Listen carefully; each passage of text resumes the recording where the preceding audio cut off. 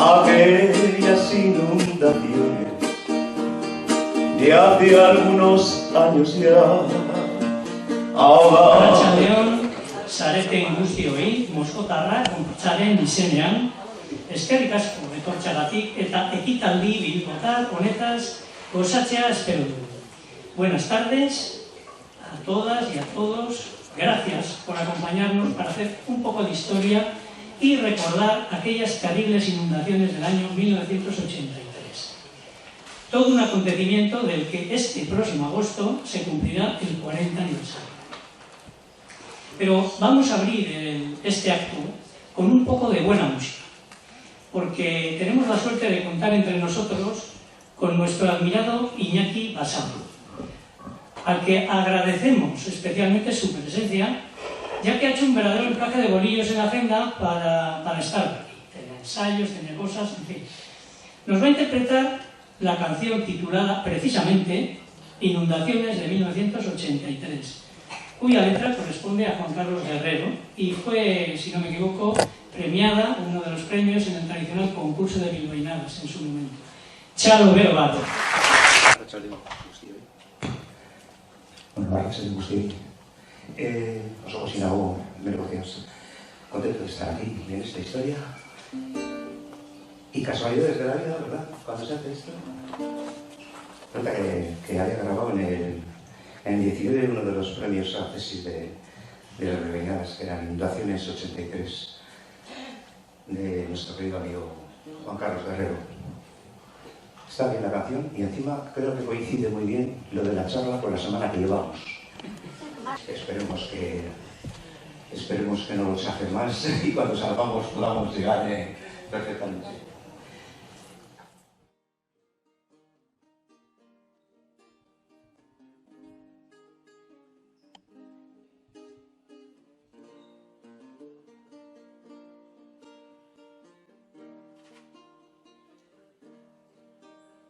Aquellas inundaciones de hace algunos años ya ahogaron toda Vizcaya, desde el monte hasta la mar.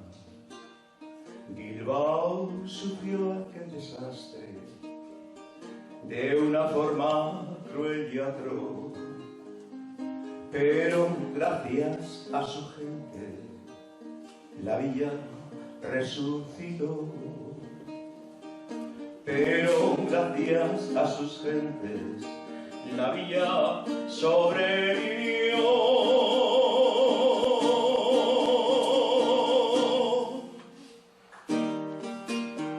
Aquellas inundaciones de hace algunos años ya ahogaron toda Vizcaya, desde el monte hasta la mar. Bilbao sufrió aquel desastre de una forma cruel y atroz, pero gracias a sus gentes la villa sobrevivió.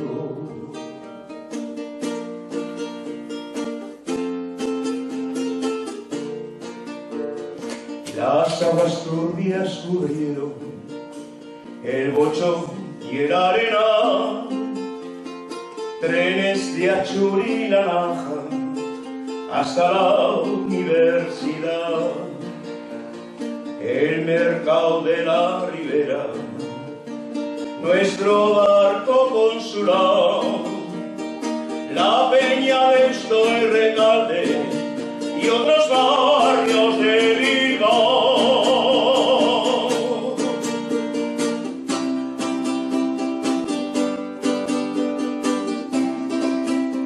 Bilbao, Bochito querido, Bilbao eres luz y color, que dio un tal José Luis Robles a guiar tu transformación. Hoy se admira en Euskalduna el metro y el Guggenheim, el puente de Subisuri, junto a otros que ya sabéis y que hacen que a nuestra villa ya todos la quieran ver. Aquellas inundaciones, aguas de furia y dolor, Bilbao hizo fuente de vida, como quien riega una flor.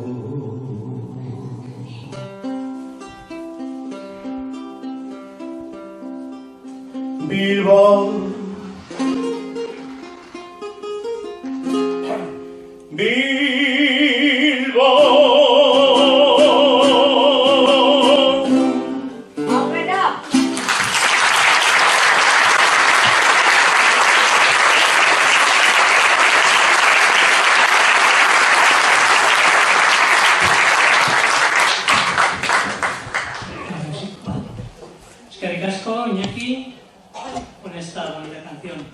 después ya en el coloquio pediremos que aportes también tu experiencia en aquellas fatídicas fechas, evidentemente. Iñaki Basabe cerrará el acto de hoy interpretando otra bella melodía, pero eso ya será al final. Bilboko konpartsak zenbait ekitaldi antolatu ditu uholdeen inguruan urtean zehar. Eta moskotarrak konpartsatik oroimen horiekin bat egin dezagun. Hitzaldi hau antolatu dugu. Las comparsas de Bilbao, Bilboko Comparsa, se me oye bien, ¿verdad? Han organizado diversos actos a lo largo del año para recordar aquellos acontecimientos. Y desde la comparsa Moscotarra deseábamos unirnos a ese recuerdo convocando este encuentro en forma de coloquio, ya que tras las intervenciones de nuestros invitados estelares, nos gustaría animaros a todos, los que queráis, a intervenir, bien relatando brevemente, tendrá que ser, alguna anécdota o preguntando algo a quienes hayáis escuchado anteriormente. Y queríamos celebrar este acto aquí mismo, en el Colegio de Jesuitas, que tuvo un protagonismo especial, ya que fue un importante centro de operaciones logísticas donde se intentaba organizar lo mejor posible las ayudas necesarias. Desde aquí partieron los camiones de agua y de alimentos, se habilitó un hospital de urgencia, un helipuerto y un recinto para dar cobijo y comida caliente a quienes se habían quedado sin casa. En la mesa me acompañan hoy 4 personas sobradamente conocidas, de 4 ámbitos muy distintos, para que compartan con todos nosotros sus recuerdos y anécdotas de aquellos días. Andoni Goicoechea, uno de nuestros más representativos jugadores del Athletic, de aquellos que en 1983 conquistaron brillantemente una liga. Félix Modroño, un escritor que nos ha dejado impactados con 2 preciosos libros desarrollados en Bilbao, y hoy nos hará un apunte del que en breve completará la trilogía. Juan Carlos de Rojo, locutor de Radio Bilbao en aquellas fatídicas fechas, que pateó las calles para informarnos de lo que estaba ocurriendo. Y José Antonio Nielfa La Ochoa, que no necesita presentación, y estuvo también involucrado y afectado por las inundaciones cuando devastaron su emblemático pub La Chufa en las 7 calles. Islariei paso eman aurretik, Bilboko konpartsak egindako 15 minutuko dokumental bat ikusiko dugu. Decía que antes de dar paso a estas intervenciones vamos a ver un breve documental de escasamente 15 minutos realizado por Bilboko Comparsa, con la intervención de varios comparseros y comparseras que en aquellas fechas fueron, o fuimos, porque me incluyo, protagonistas de los acontecimientos muy a nuestro pesar. Una de las intervenciones es íntegramente en euskera y el resto en herderas en castellano. Espero dugu, zuen gustokoa izatea, esperamos que os guste, y en la tele suelen decir dentro vídeo, pero aquí no sé qué se dirá.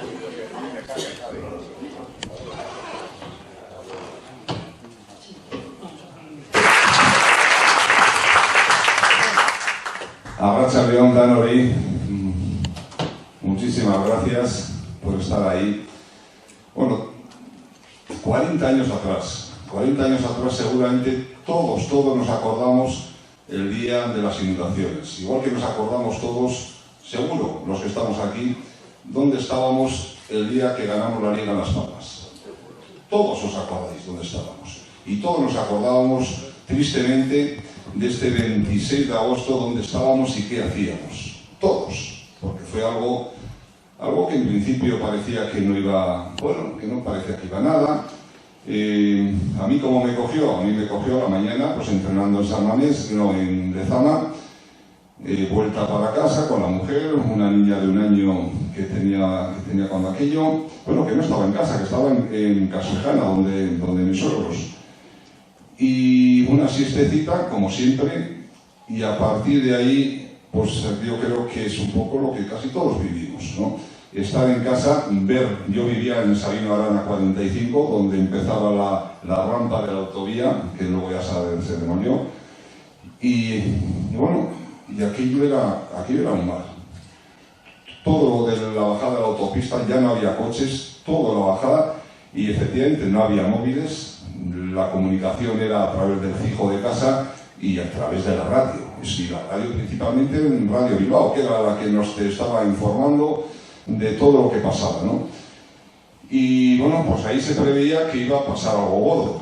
Yo te digo, tenía a mi hija en Casejana y teníamos que ir a recogerla. Y mi suegro diciendo, no venís, que aquí el río Cadagua, también el río Cadagua, que es ahí, que se había inundado ya Zaya, que venía por Sodupe también, Alonsotegui, que donde soy yo, también inundado. Bueno, pues nada, si no podemos ir, pues ya iremos mañana.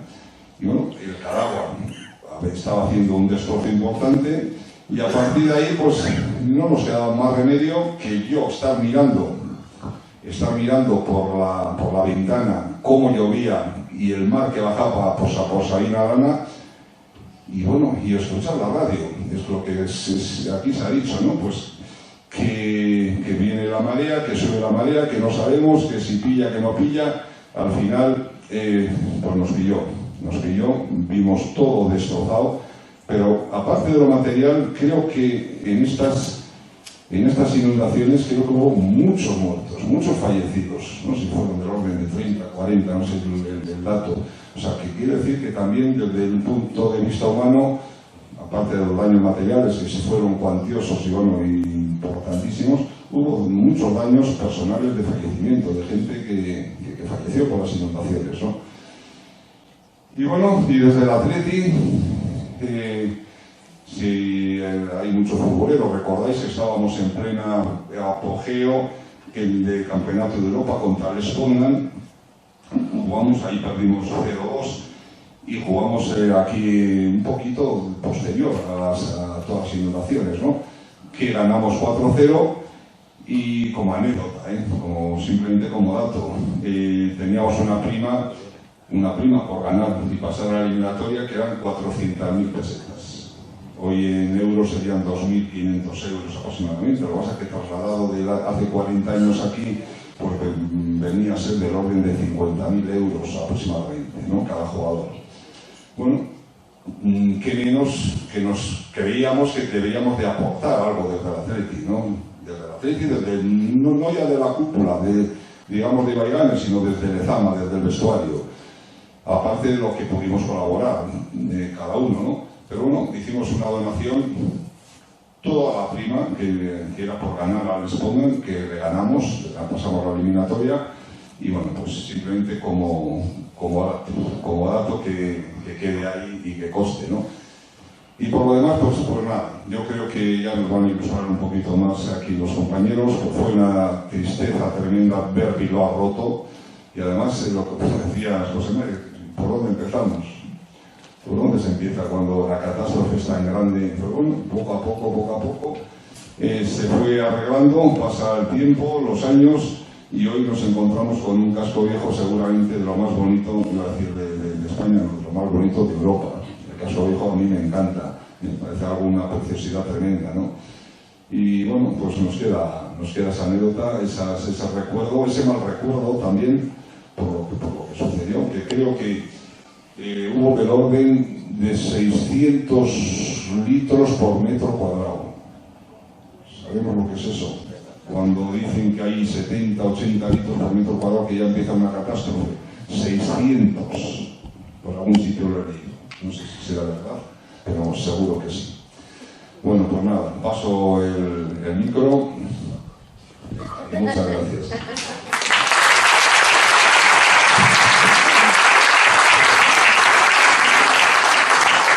Como decía Navi, volvemos a lo que más o menos es lo más repetido, la solidaridad de la gente. Ese sentido de ayuda solidaria, sin mirar quién estaba al lado de ti, ¿no? Simplemente había que ayudar y punto. Con dinero como ellos, ayudando como sea. Bueno, Félix Modroño es un escritor exitoso, con 8 novelas publicadas, entre ellas Secretos del Arenal, con la que consiguió el premio Ateneo de Sevilla. Si bien el amor por su mochito queda reflejado en la trilogía sobre el Bilbao del siglo XX, en la que relata los grandes acontecimientos históricos de la ciudad a través de la historia de sus personajes, con Bilbao como protagonista. En La ciudad de los ojos grises narra la transformación de pequeña villa a gran ciudad por la revolución industrial de finales del siglo XIX. Mientras que en La ciudad del alma dormida cuenta cómo la guerra afectó a la sociedad bilbaína. Finalmente, La ciudad de la piel de plata. Va a ser su próximo libro, que se publicará en octubre y cierra la trilogía sobre Bilbao. En ella narra la última gran transformación del siglo XX, que es la arquitectónica. Pero esa transformación comenzó con la catástrofe de las inundaciones, por lo que la novela arranca en ese aciago día, si no me equivoco.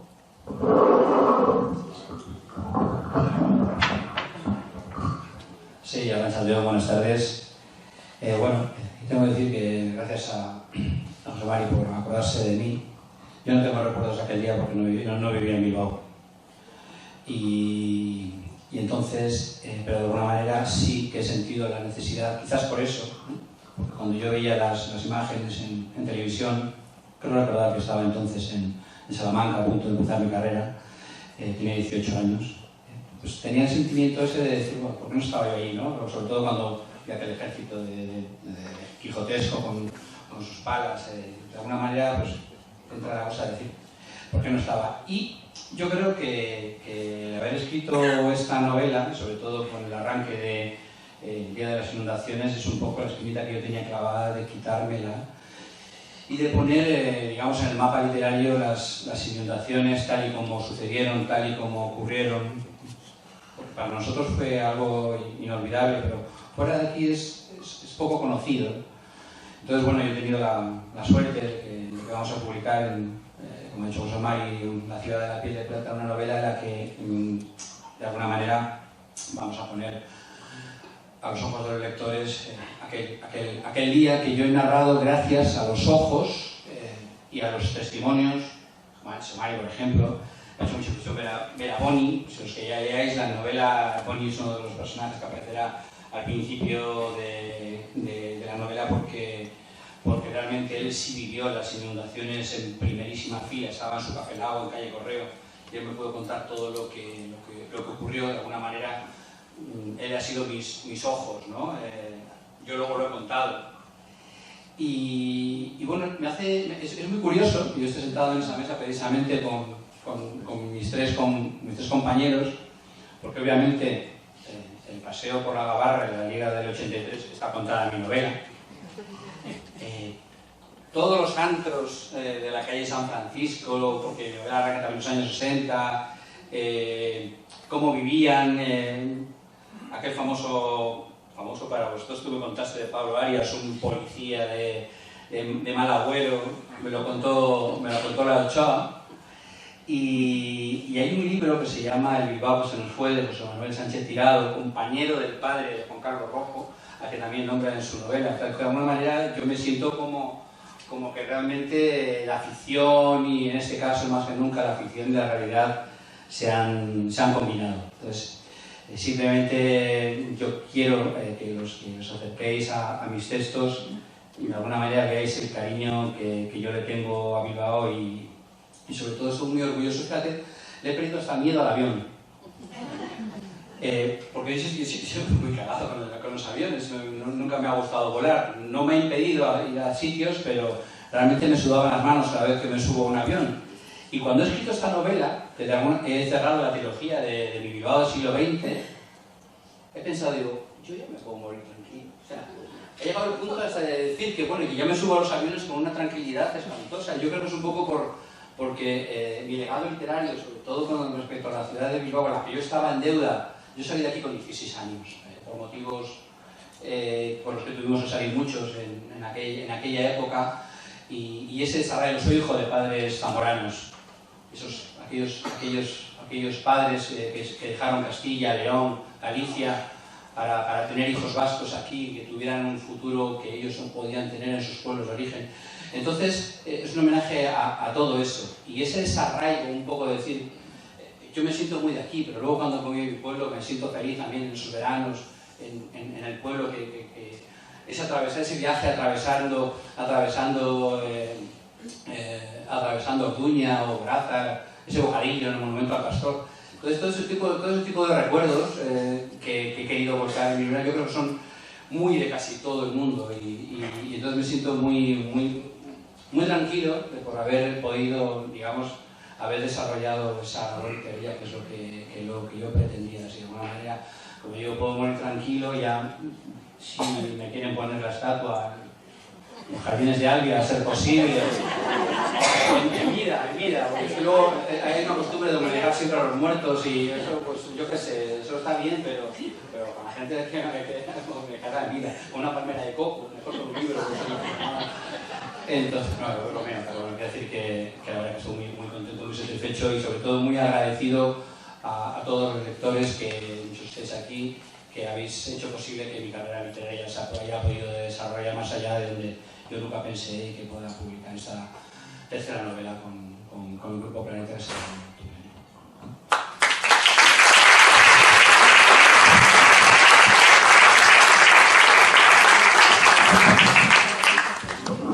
No sé dónde venías hoy, venías de fuera también.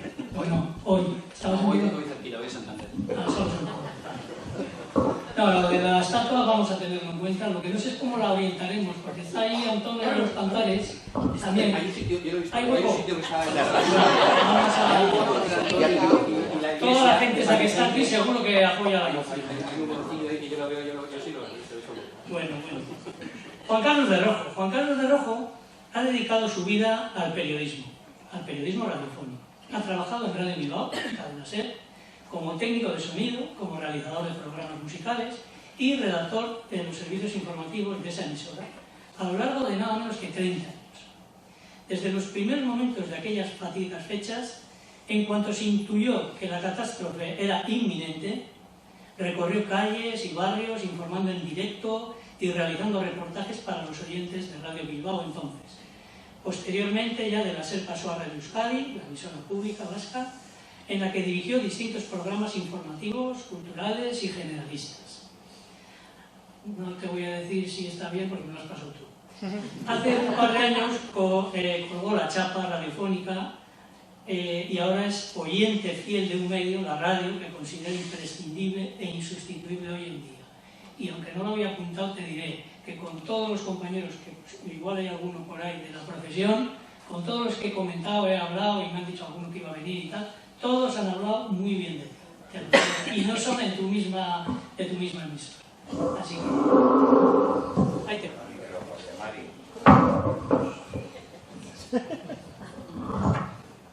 No les has sobornado con nada, ¿no? No. Bien. Bueno, yo lo que entiendo que puedo transmitiros es, sobre todo lo que era la radio en aquel tiempo, ¿no? Nos situamos en el 83 y la radio era todo.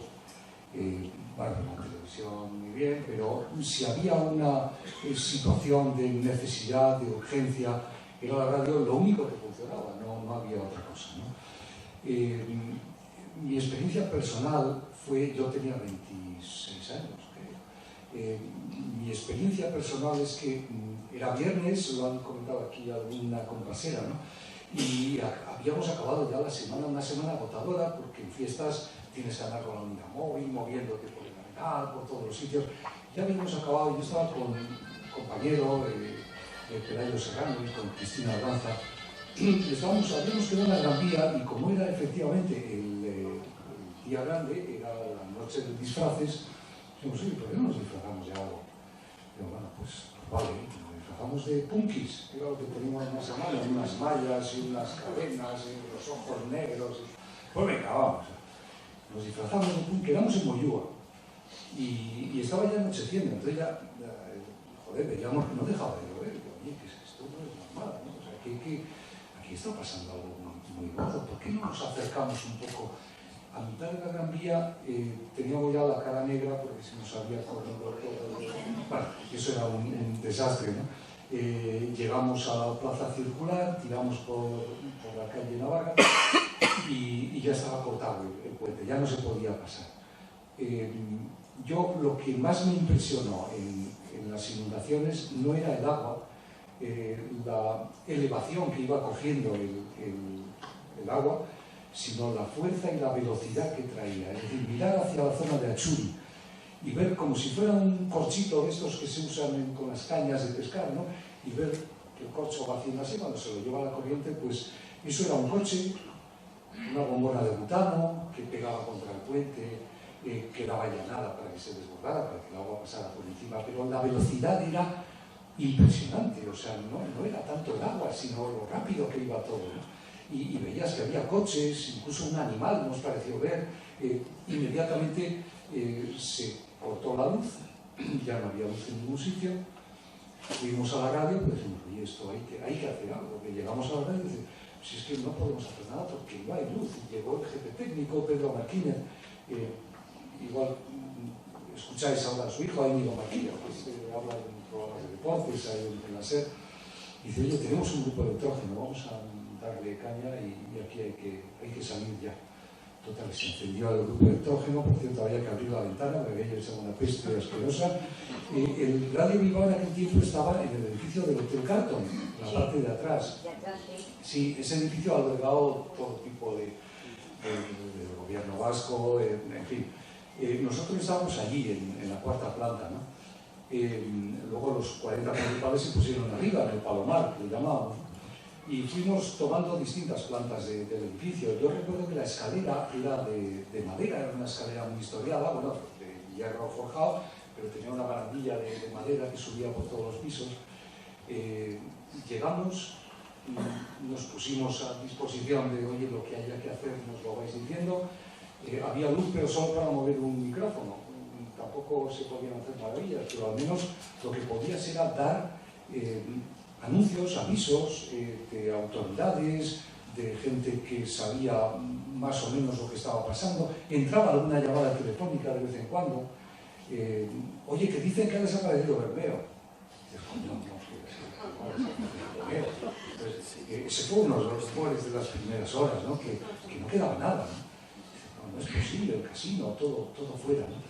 Entonces, con este compañero, con Pelayo Serrano, que tengo mucho cariño, dijimos, oye, ¿por qué no hacemos una pareja de periodistas? Porque ir solos también da un poco de cosa y nos vamos a ver cómo están los barrios.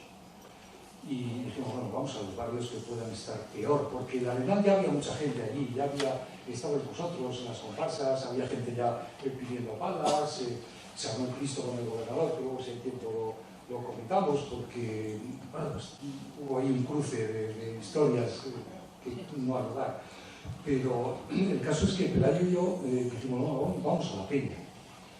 Bueno, en la Peña había como barricadas, ya conocéis el barrio, estaba la ría, ya estaba volviendo el cauce, y había barricadas en toda la calle, compuestas por árboles, por lavadoras, por todo lo que se había ido trabando de alguna manera allí, y nos pusimos a pasar la primera barricada para ver qué había detrás, ¿no? Justo cuando estamos asomándonos arriba, oímos unas voces, ¡alto ahí, quién va! Somos periodistas, tal. A ver, no os mováis. Y vemos a un tío con una escopeta y a 4 tíos detrás diciendo, quietos, aquí no se mueve ni Dios hasta que... ¿Qué pasa? A ver, enseñarnos el carnet. Le sacamos el carnet, ya nos ven el magnetofón, nos ven los aparatos para hacer reportajes. Y decimos, bueno, perdonad que os hayamos recibido así, pero es que ya ha habido pillaje y en una tienda de electrodomésticos se han llevado. Entonces, claro, joder, nosotros es que poco a poco empezábamos a ver que de verdad aquello era la guerra, o sea que era un desastre, pero enorme, ¿no? Bueno, salvamos aquello, fuimos con todo con el equipo, con lo que habíamos recogido, las voces de los vecinos, las dejamos en la radio, y os contaba antes lo de la barandilla, porque eso tiene su cosa, ¿no? Llegábamos a la emisora completamente empapados, sobre todo los pantalones, por encima pues te ponías un chubasquero. Entonces los pantalones nos los quitábamos allí mismo en la entrada y los colgábamos en la barandilla para que se secaran, y entonces nos pasaban otros pantalones secos, entonces ya que ni siquiera eran nuestros, es decir, un pantalón te sobraba, te faltaba, dejábamos el pantalón secando y nos íbamos a tomar, ¿no? La experiencia fue, la verdad es que devastadora, porque pudimos ir también al Peñascal. Lo del Peñascal fue increíble, era como, había una cantera del Peñascal, claro, ellos producían piedra, entonces toda su producción se vino abajo y parecía la calle, no sé si conocéis el barrio, que es alto, empinado, entonces toda la calle estaba como empedrada, pero como si la hubieran hecho a conciencia, o sea, estaba bien empedrada, no te costaba andar, era como si hubieran tirado un montón de piedras y hubiera pasado una pisonadora, ahí aquello estaba cojonudo. Pero claro, de repente veías que de esas piedras salía una chimenea de un camión. Y dices, ¿cómo es posible? Es que el camión estaba debajo de las piedras y se veía la chimenea. Te asomabas a un ventanuco y 2 metros más abajo era una carnicería que estaban intentando sacar, es decir, las piedras habían tomado una altura de 2-3 metros y aquello era totalmente surrealista. Luego ya, bueno, pues vinieron mis batallas, no me quiero enrollar, fuimos con helicópteros a un sitio, a otro, hubo broncas, hubo tensión, recuerdo que era Garaikoetxea, el Lehendakari en aquel tiempo, las reuniones que había en el gobierno civil, pues estabas, posiblemente pues te daba la 1, te daban las 2, porque llegaba el gobernador militar de la zona, o llevaba un general, y Garaikoetxea aparecía, desaparecía, el otro. Bueno, aquello era un follón que no se aclaraba a nadie, pero bueno, poco a poco la radio fue cumpliendo su misión, que era sencillamente dar avisos de gente. Durante horas era José Luis Sáez quiere saber dónde está su hijo porque no le localiza, por favor, pónganse en contacto. La gente de redacción, que estaba en Fidelicandia, Nacha Alegría, pues todos iban recogiendo esa información, que la iban pasando a los estudios, en los que estaba pues, José Luis Bengoa Zunzarreta, que era director en aquel tiempo, mi padre, que estaba en activo, en aquel que en paz descanse, ¿no? Antonio Rojo, y bueno, y así nos íbamos distribuyendo el trabajo, ¿no? Y nosotros hacer reportajes, que parecía que era lo nuestro, ¿no? Desde la margen derecha de la vía, viendo cómo el barco, el consulado de Bilbao, todo está saliendo aquí, ¿no? Como parecía que se iba a dar la vuelta, iba a chocar contra un puente, todo aquello intentábamos contarlo en directo lo que se podía. Eran unos móviles que le llamamos el zapatófono, que pesaban de nuevo y era una especie de caja así, que era donde estaba la batería. Era muy difícil de informar en esas condiciones, y si no, pues lo grabábamos, llevábamos a la radio, descargábamos todo, cambiábamos las pilas, cambiábamos los pantalones y otra vez. Así nos tiramos pues, un montón de días, ¿no? Pero la verdad es que fue agotador. Dimos, claro, no había horas ni había nada. Decías, oye, no, vete a casa, descansar 3 horas, descansar 3 horas, volvías, pero la lección que llevamos efectivamente de solidaridad y también vamos a ser realistas, ¿no? Porque esto del buenismo ya, la mala leche que surgió ya con distintos incidentes, ¿no? Comentaba Carmelo Holanda, ¿no? Esto de estos hijos de puta se cansan de seguir a darle a la pala, eso se lo grabé yo a Julián San Cristóbal y lo emitimos desde el micrófono de Radio Bilbao. Y eso respondía a una pregunta que se le hizo a Julián San Cristóbal, en la que se le decía, oiga, algunos voluntarios del Casco Viejo están exigiendo que la Guardia Civil y el Ejército salgan del Casco Viejo. La Guardia Civil y el Ejército estaban dándole a la pala como todo Cristo, y no había. Entonces eso fue lo que le sentó mal.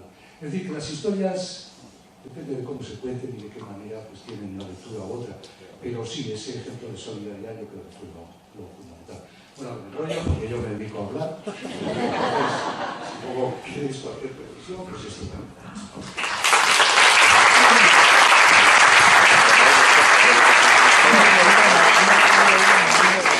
Podríamos estar aquí toda la noche, pero bueno. Esto es lo que estás comentando tú, es la pluralidad que tenemos y que hay que conocer un poquito todos los frentes, ¿no? Bueno, José Antonio Mienzo La Ochoa es un personaje muy nuestro, y iba a decir más cosas, pero bueno, y más bilbaíno que La Baldosa, a quien por cierto ha dedicado una divertida canción. Estos días la estoy oyendo mucho, no sé por qué. En agosto de 1983, La Ochoa ya había hecho su exitosa aparición en el escenario de Las Chondas. Primero en el de Pipilibausa y luego en Federico Esquerra, con aquella melodía inolvidable, Libérate. Regentaba un local de referencia en el ambiente nocturno como era La Chufa, en las 7 calles. Las inundaciones arrasaron este local, que se reinauguró 6 meses después aproximadamente. Febrero, tenías en tu libro, que está bien tu libro, también. Hasta que no tardando mucho declararon el edificio en ruinas, concretamente 16 meses después. Y se trasladó ya definitivamente al local de la calle Lersundi, por el que seguramente hemos pasado casi todos los presentes. Os agradecemos a todos, y también muy particularmente a La Ochoa, que estoy aquí, porque se encuentra en plenos ensayos de su próxima obra musical, que se titula Agur Ochoa Feroz, del que yo ya tengo mis entradas porque las he sacado religiosas. Así que echado privado.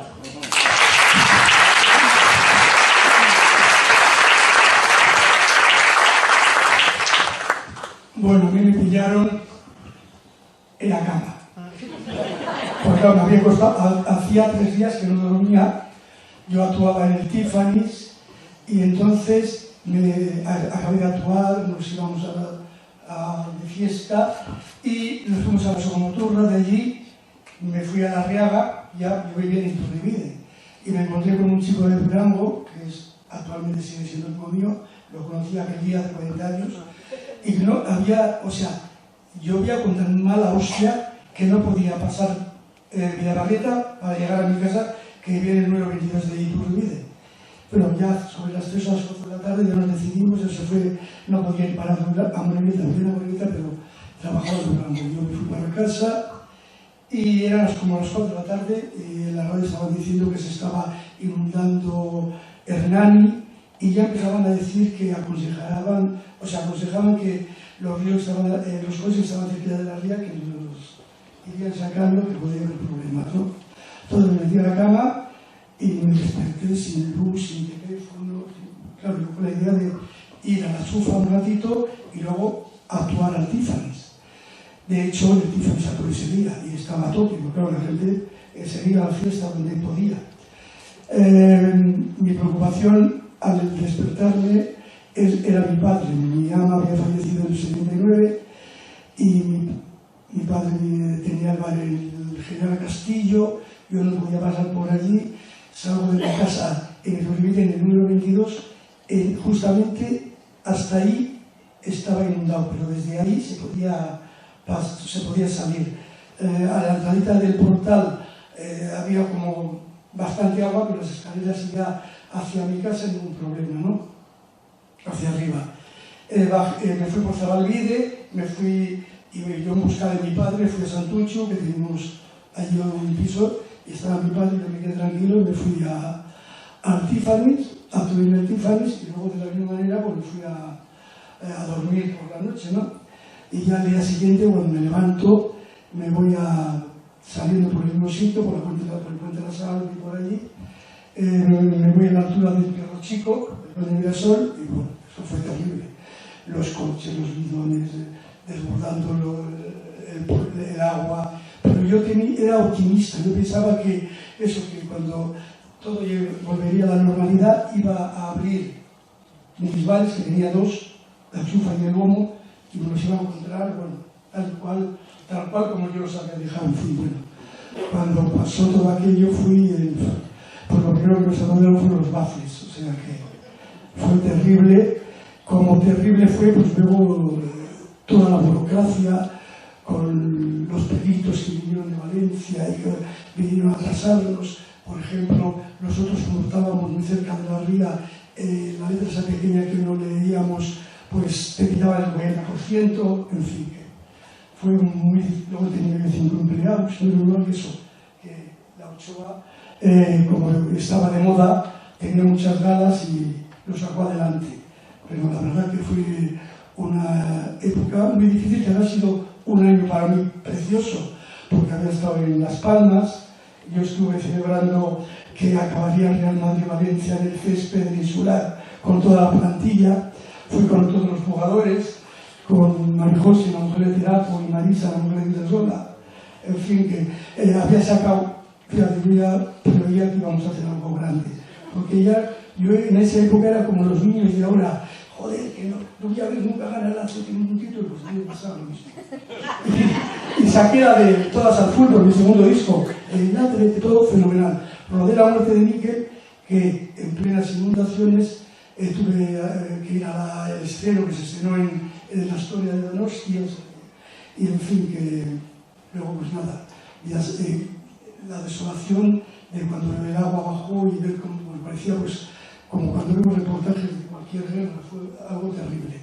Pero la solidaridad y la fuerza de todos hicimos que rápidamente aquello de desaparecer ya.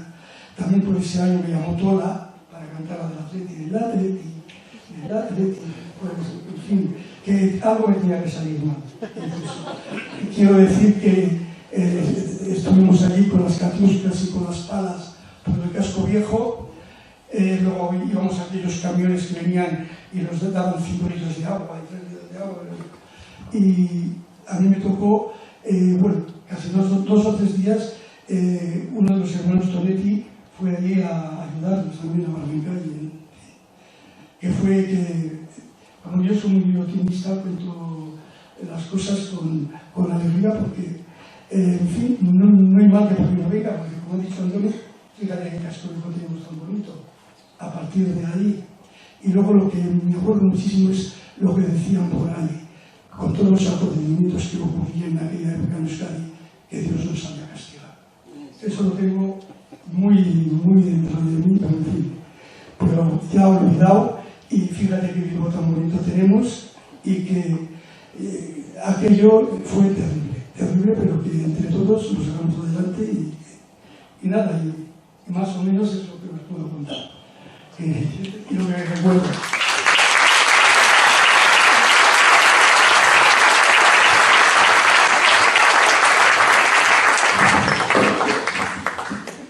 Qué bien. Eta ikusi dugun bezala, solasaldian entzun ditugun istorioak osotu nahi. Zuen bizipenak ere entzun nahi genituzke. Bueno, pues tal y como habíamos previsto, queremos ampliar estas intervenciones principales con los interesantes testimonios que nos podáis aportar el resto de los presentes.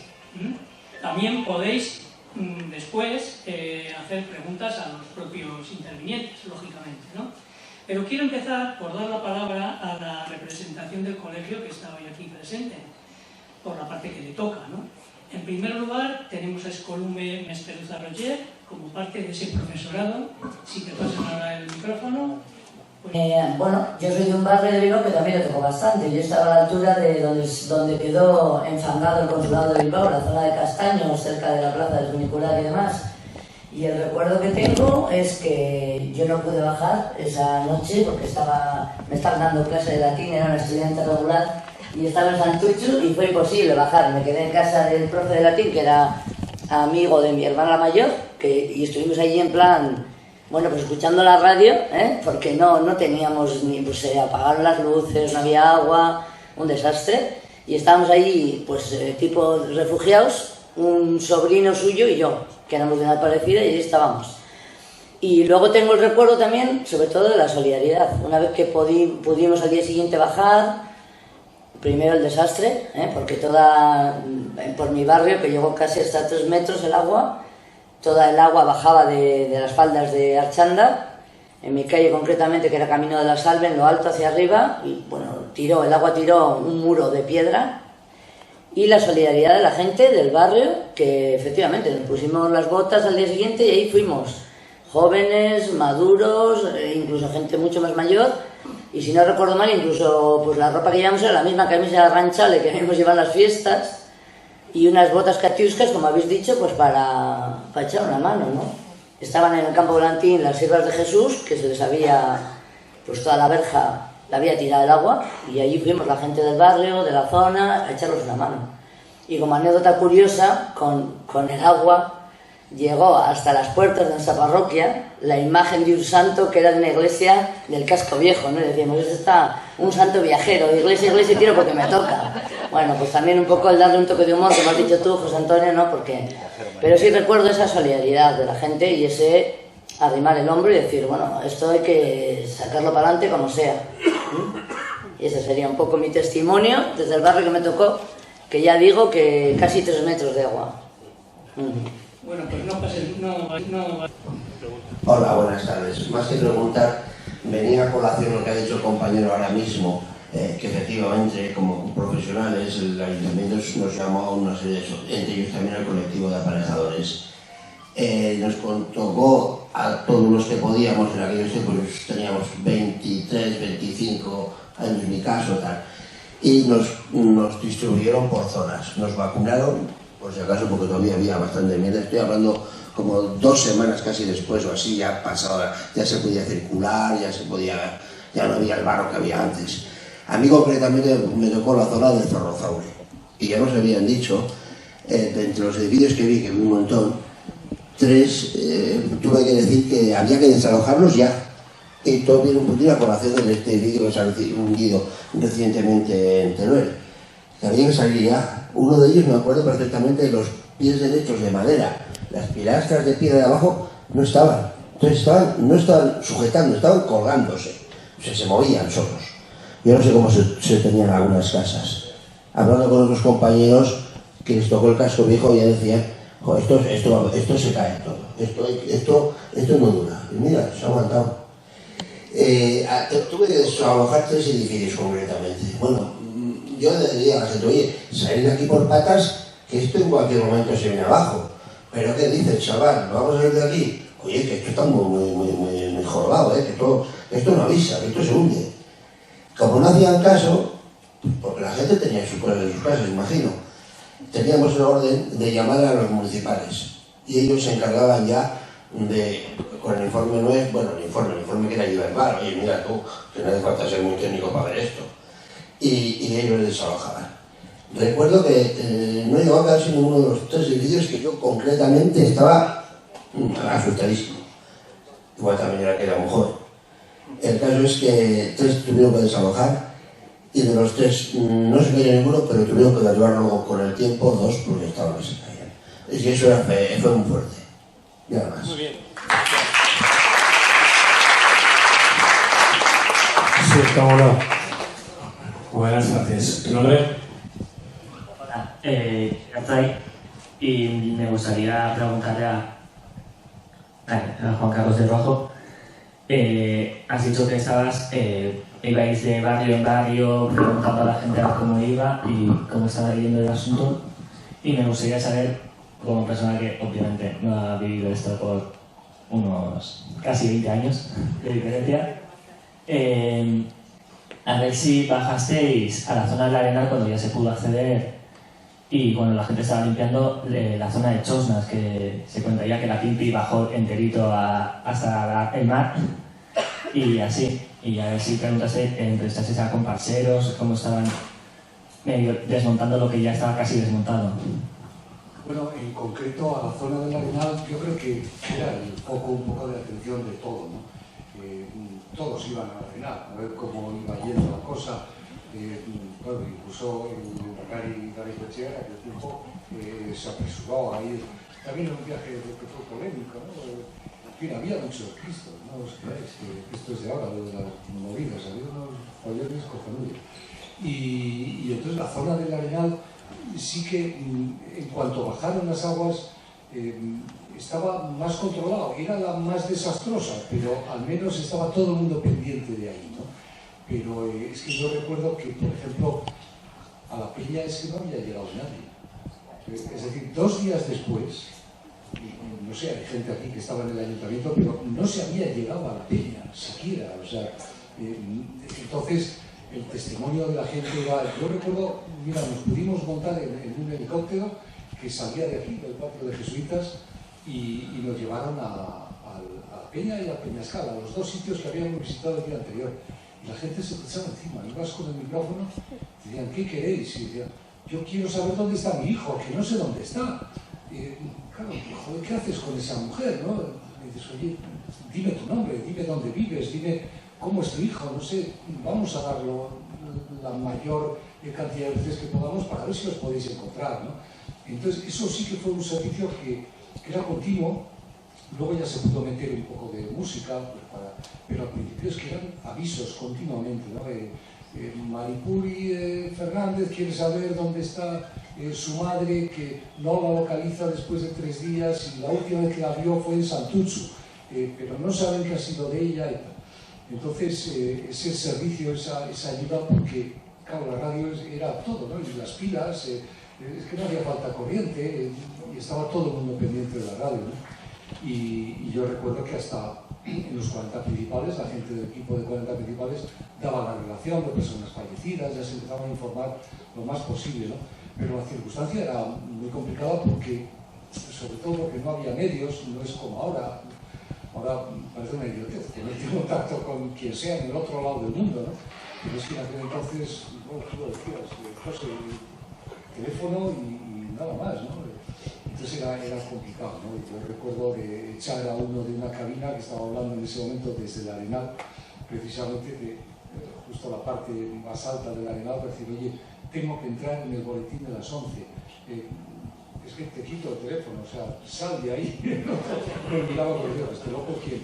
Y entonces, a través de un teléfono, se oían las monedas, entrabas en un informativo de las 11 de la mañana, que era para toda España, en la cadena SER, ¿no? Y así es como teníamos que trabajar, o sea, era hora tras hora ponerte el mono, y entonces las entrevistas que hicimos fueron un montón de gente, desde los pilotos de los helicópteros, cuando llegábamos a los distintos lugares, lo que te pedía la gente, llegábamos aquí a Jesuitas y transmitíamos a la gente que estaba aquí, decíamos, oye, en Santuchu hemos visto a una gente que le hace falta agua, porque no tienen agua, se ha cortado el agua en todo el barrio, joder, llevar para allá todo lo posible. Y era curioso que Garellano también salían que entonces era un cuartel del ejército. O sea, ahora vemos las torres y la terminal de autobuses de Bilbao, ¿no? Pero entonces era un cuartel, ni siquiera estaba la policía municipal, que era una reciente. Sí. Y entonces, bueno, pues los helicópteros continuamente volaban de un lado para otro, y nosotros éramos uno más en la cadena, transmitiendo todo eso que nos contaba la gente, ¿no? La verdad es que fue duro, pero fue impresionante, ¿no? Yo he vivido desde el punto de vista del periodismo en Monteoiz, 1000 atentados, me he comido toda la porquería que os podáis imaginar, pero lo de las inundaciones, claro, eso fue distinto, es que fue la leche, ¿no? Y si quieres a Bilbao ver que tu ciudad está así, joder, es muy duro, ¿no? Pero siento lo que tú.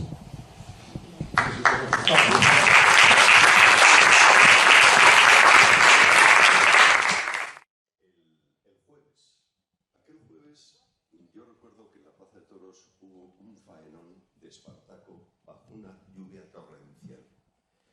Aquella noche, yo recuerdo haberme puesto en contacto con la comisión de fiestas, porque yo era responsable de dar las películas a las 4 de la mañana. Y recuerdo que me dijeron, no, tenemos que suspender porque es imposible. Y ya llegó el viernes, aquel viernes fatídico, y efectivamente ahí ya se desportó todo. O sea, fue impresionante. Y yo recuerdo que el sábado bajé para ver qué había pasado con aquella cabina de cine que teníamos justo enfrente de la SUBNE. Y apareció justo, casi en las escalinatas de San Nicolás. Claro, yo allí solamente fui a ver qué es lo que pasaba, qué es lo que había pasado. Claro, intentaba abrir la puerta y no aparecía nada más que pues, trozos de hierro, ¿no? Pero sí que es importante eso. Y ahora últimamente, hace como 2 meses, cayó en mis manos un libro que he podido revivir las inundaciones del 83. El libro de Esperando el diluvio, de Dolores Redondo. Ese libro realmente, o sea, vives otra vez con John Biblia, que viene desde Escocia, huyendo del inspector Noah. Y luego lo que viven aquí, el idilio con Arantxa. O sea, hay cosas que lo vives dentro como si estuvieras en el casco viejo en ese día.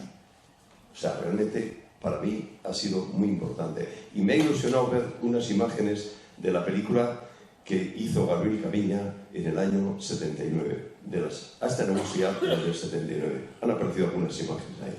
Muy bien. Nada más, gracias. Bueno, mientras me voy desplazando por aquí al pequeño micro, pues os diré que en la peña se entró el lunes. Terrestre fue la entrada el lunes. Hola, buenas tardes. ¿Te llamas? Begoña. ¿Me pregunta para? No es pregunta. Vale, es remarcar la solidaridad de aquellos momentos, ¿no? Allí el horario era a las 8 de la mañana, bueno, por tener negocio familiar en el casco viejo, a las 8 de la mañana estábamos allí, a las 9:30, 10 salíamos de allí. Los pantalones rotos, ya una que se han dado los pantalones mojados. Yo me acuerdo que llegábamos a casa, nos tumbábamos unos a otros, nos quitábamos los pantalones, que los poníamos para abajo y se sujetaban de pies, porque ese pantalón nos teníamos que poner al día siguiente. No había agua, no había luz, con farol. Bueno, anécdotas había mil, pero desde luego camiones... Uy, se ha acabado. Te sujeto yo. Vale, gracias. Creo que tampoco ha sido ahora. Bueno, quisiera valorar... estar acabando la pila. Quisiera valorar la labor que hicieron las personas mayores en el casco viejo. Porque al casco viejo llegaban camiones con comida, con bebida. Poco a poco se iban pasando los días, claro. Pero es que no teníamos tiempo de acercarnos a Santiago, a la catedral o al mercado. No teníamos tiempo. Las señoras mayores del casco viejo pasaban, negocio por negocio, preguntaban: ¿cuántos estáis aquí? Les decíamos cuántos éramos y las mujeres cogerían pan, cogerían embutido, cogerían lo que fuese. A los negocios llegaban con los bocadillos preparados. Habéis dicho que sois tantos, tomad bocadillos para que comáis. Ellas, las mujeres, se organizaban fruta. Lo que de los camiones sacaban era lo que nosotros, gracias a ellas, comíamos. Hemos pasado un COVID y se decía ayudar a las personas mayores. Las personas mayores ayudaron en esos momentos día a día y horas tras horas. Muy bien. Así que un hurra y un chalo de Valencia. Yo creo que ya, por la hora que es más que nada, y porque nos van a echar en breve, pues casi vamos cerrando el acto. Espero que hayamos sacado conclusiones y que hayamos intercambiado experiencias. Y como estaba previsto, vamos a pedir a Iñaki que vuelva a subir.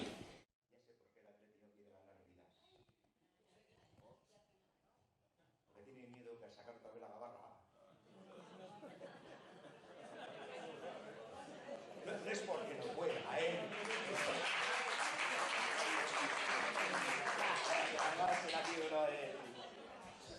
Ya. Y Juan Carlos, que se había disfrazado de punky. Y todavía sigue siendo bastante. Después de hace no sé cuántos años que nos veíamos, Bueno, esto ha sido un poco para todos porque esta canción.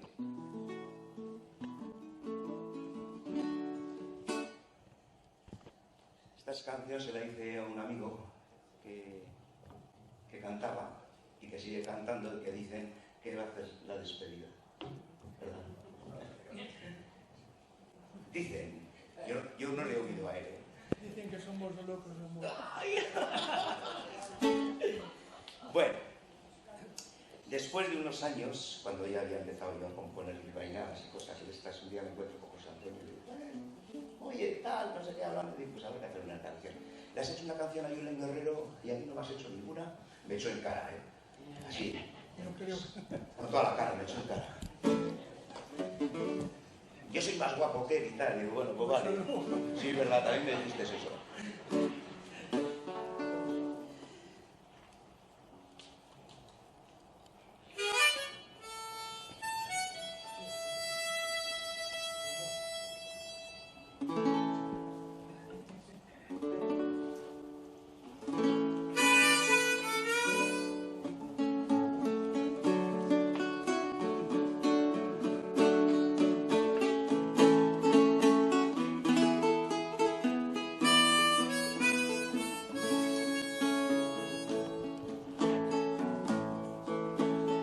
Hay un cantante en Bilbao, un chico fenomenal, le llaman la Ochoa y qué bien le va. Lleva el humor bilbaíno por donde quiera que va, cantando a Bilbao la vieja, la Palanca o Marija ya. Aupa José Antonio Nierza, aupa Ochoa, ¿qué más da? Si vas dejando huella de bilbaíno de buen chaval. Aupa José Antonio Nierza, aupa Ochoa, ¿qué más da? Si vas dejando huella de bilbaíno de buen chaval.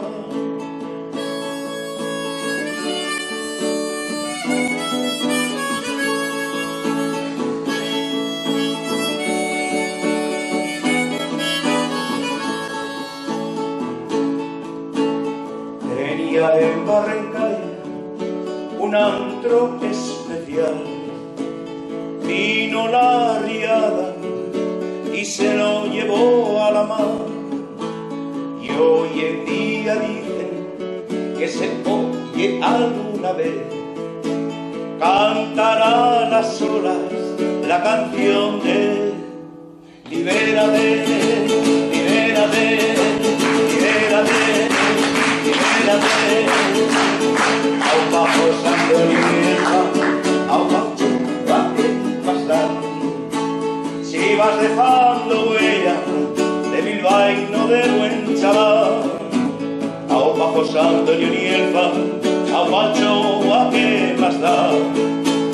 Si vas dejando huella de bilbaíno de buen chaval.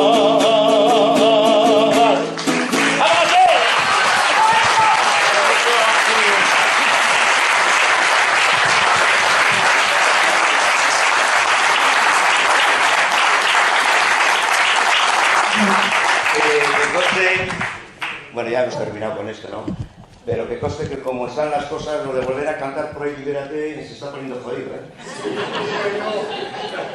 Que yo, por si acaso, tengo en el carnet José Ignacio. Para mí eso me da más morbo. No sé, no sé, no sé. Bueno.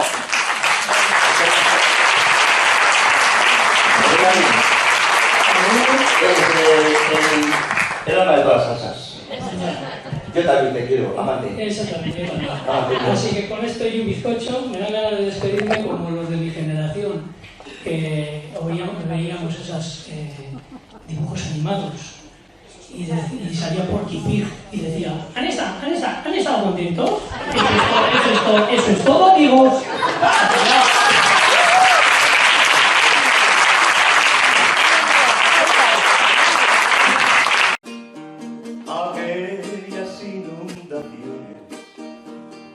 De hace algunos años ya ahogaron toda Vizcaya, desde el monte hasta la mar. Bilbao sufrió aquel desastre de una forma cruel y atroz, pero gracias a sus gentes la villa sobre